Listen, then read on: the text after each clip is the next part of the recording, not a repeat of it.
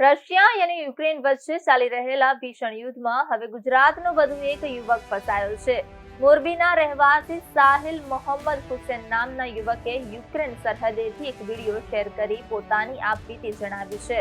સાહિલનો આરોપ છે કે તેને રશિયામાં ખોટા ડ્રગ્સ કેસમાં ફસાવી બ્લેકમેલ કરીને બળજબરીપૂર્વક રશિયન સેનામાં ભરતી કરવામાં આવ્યો હતો.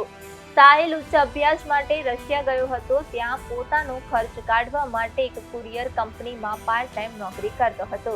એક દિવસ રશિયાની પોલીસે તેને પકડી લીધો અને તેના પર ડ્રગ્સ સ્મગલિંગનો ખોટો આરોપ લગાવ્યો.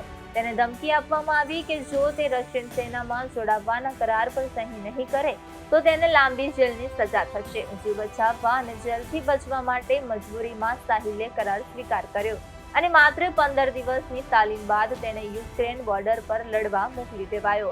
સરહદ પર પહોંચતા જ સાહિલે રશિયા તરફથી લડવાને બદલે યુક્રેનની સેના સામે આત્મસમર્પણ કરી દીધું હતું. हाल ते यूक्रेनियन सेना कब्जा में है।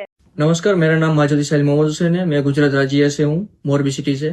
2024 में मैं रशिया में अपनी स्टडीज के लिए आया था, लेकिन अपने कुछ फाइनेंशियल प्रॉब्लम्स और वीजा प्रॉब्लम्स की वजह से कुछ प्रॉब्लम में फंस गया था। तो इसलिए रशिया में कुछ लोगों के कॉन्टेक्ट में आने की वजह से ड्रग केस में फंस गया हूँ और मुझे यहाँ पर पुलिस, वेस्टर्न गवर्नमेंट और पुलिस की वजह से 7 सालों की जेल हुई थी as a narcotic criminal case में।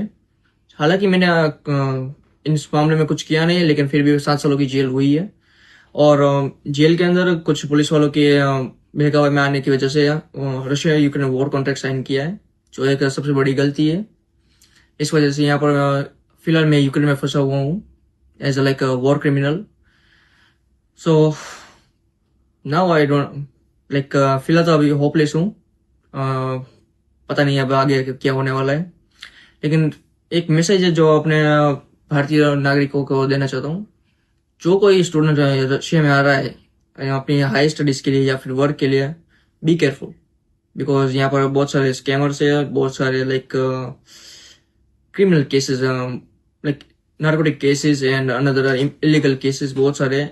तो अपना ध्यान रखें और जितना हो सके इस एसओ से दूर रहे। और ऑल्सो लाइक अपील करना चाहता हूँ अपने गवर्नमेंट से, इंडियन गवर्नमेंट, अपने प्राइम मिनिस्टर मोदी साहब से और अपने एस जयशंकर साहब से, हो सके तो मदद करी जाए।